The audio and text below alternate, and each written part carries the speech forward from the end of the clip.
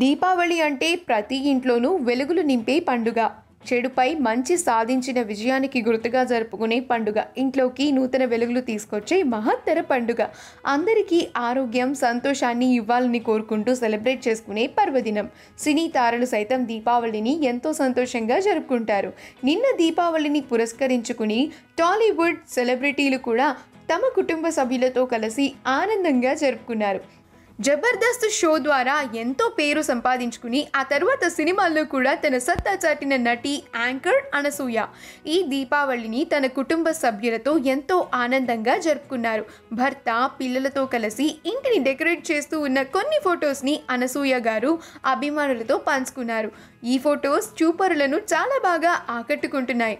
మనం ఇప్పుడు ఈ వీడియోలో అనసూయ గారి దివాళీ వేడుకలను చూసేద్దాం.